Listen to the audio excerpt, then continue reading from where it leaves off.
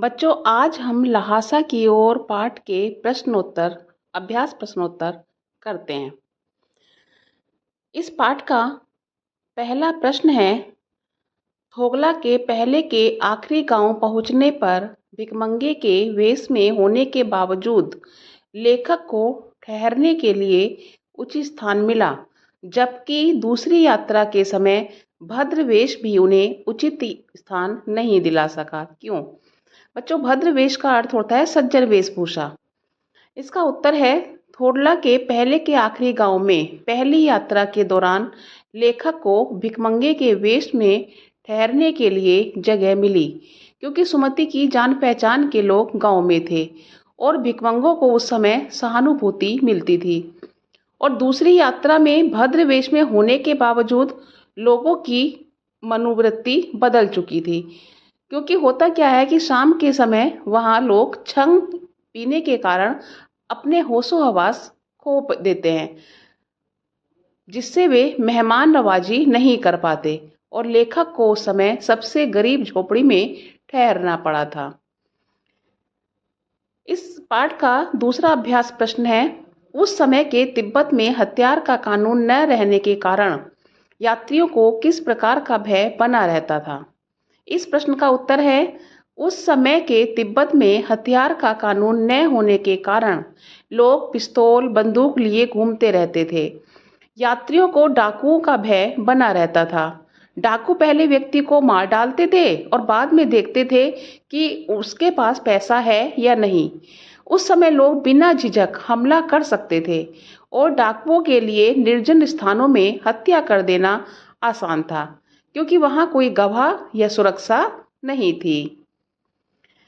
प्रश्न नंबर 3, लेखक लंगकोर के मार्ग में अपने साथियों से किस कारण पिछड़ गया?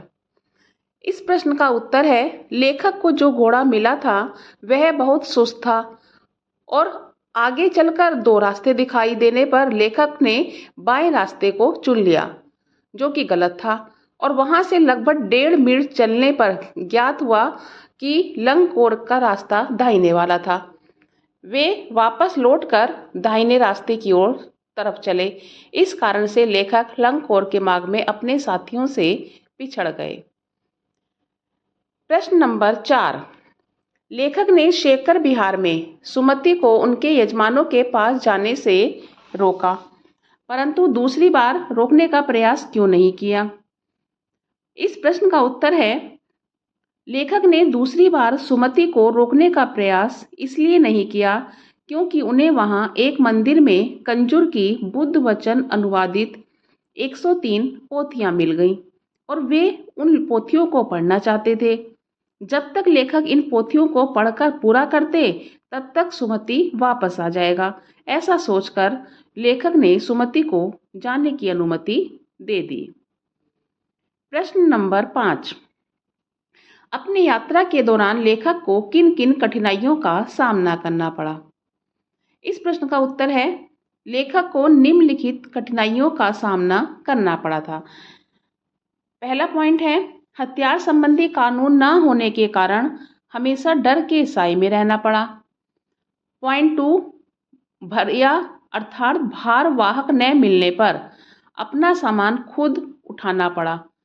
बच्चों, यहाँ पर बढ़िया लिखा है, ये शब्द है भरिया, भ छोटी की मात्रा या भरिया।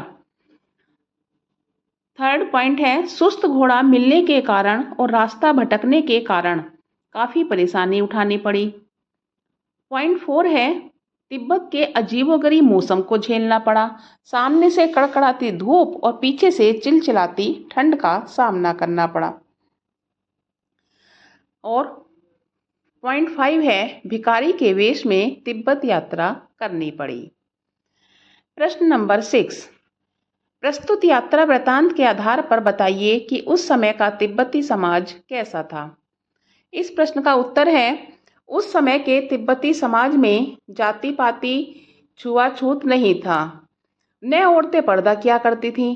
जागीरदारी व्यवस्था में मठों का महत्वपूर्ण स्थान था और भिक्षुओं की महत्वपूर्ण भूमिका थी। हर एक स्थान सुनसान लगता था और रास्ते बहुत ही खतरनाक थे। बेगार यानी कि कभी कभी मुफ्त में काम करने वाले ये प्रथा भी थी। समाज को कठोर भौगोलिक परिस्थितियों का सामना करना पड़ता था।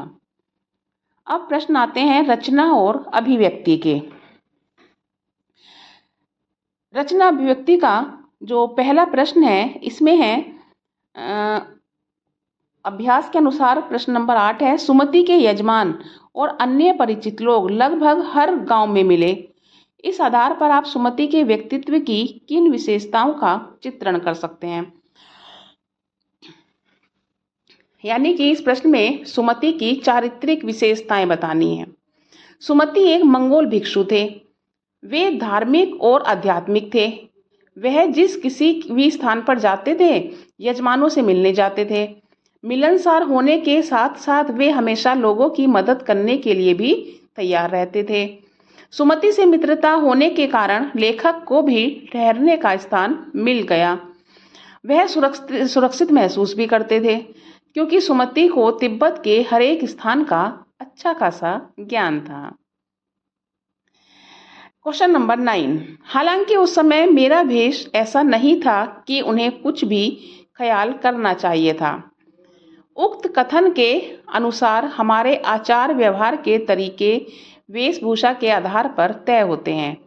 आपकी समझ से यह उचित है अथवा अनुचित, विचार व्यक्त करें।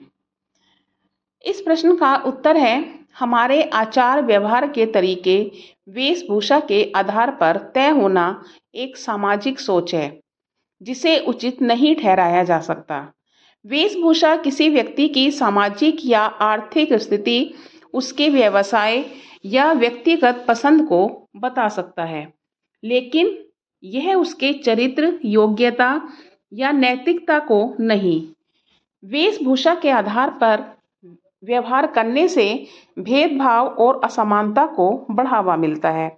इसलिए वेशभूषा के आधार पर आचार विचार तय करना सही नहीं है और इसे बदलने की भी आवश्यकता है। हमें ऐसी सोच अपनानी चाहिए जो समानता को बढ़ावा दे। लेखक जब यात्रा पर थे तो भिखारी के वेश में थे। एक दिन वे शेखर की खेती के मुखिया भिक्षु या नमसे से मिले। लेखक इस भिखारी वेशभूषा में भी नमसे ने उनका स्वागत किया। इसलिए लेखक कहते हैं कि हालांकि उस वक्त मेरा भेष ऐसा नहीं था कि उन्हें कुछ भी ख्याल करना चाहिए था।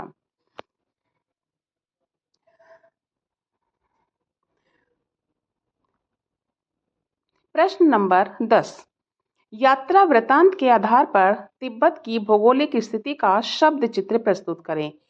वहां की स्थिति आपके राज्य या शहर से किस प्रकार भिन्न है। बच्चों, यात्रा वृतांत कहते हैं जब किसी यात्रा का वर्णन किया जाए। और जो राहुल सांस्कृत्यायन है वे घुमक्कड़ी लेखक माने जाते हैं, यानी कि उन्हें यात्रा करने का बहुत शौक था। इस प्रश्न का उत्तर है यात्रा वृतांत के आधार पर तिब्बत की भौगोलिक स्थिति बहुत ही अलग है और चुनौतियां दिखाई देती हैं। यह क्षेत्र ऊंचे पहाड़ों, विशाल मैदानों और दुर्गम डांडों से घिरा हुआ है। तिब्बत के पहाड़ नंगे और बर्फ से ढके हुए हैं, जहां हरियाली और पेड़ पौधे लगभग न के बराबर हैं। वहां की धूप तेज और सर्दियां कठोर होती हैं, जिससे यात्रा करना मुश्किल हो जाता है। निर्जन क्षेत्रों में गांव घर की कमी और डाकुओं का खतरा इस भौगोलिक कठिनाई को और बढ़ा देता है। तिब्बत में पत्थरों, जानवरों की सींगों और रंगीन झंडियों से सजाए गए देवताओं के स्थल देखे जा सकते हैं। मेरे राज्य या शहर की भौगोलिक स्थिति इससे भिन्न है। जहां तिब्बत की भौगोलिक स्थिति शुष्क, ठंडी और कठिन है, वहीं मेरे क्षेत्र में हरियाली, नदियां, मैदानी सा समतल भूभाग है।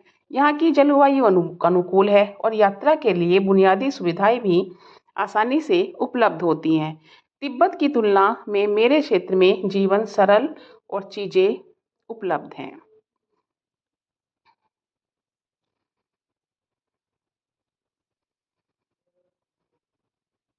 बेटा, ये थे इस पाठ के लहासा की ओर के अभ्यास प्रश्नोत्तर। और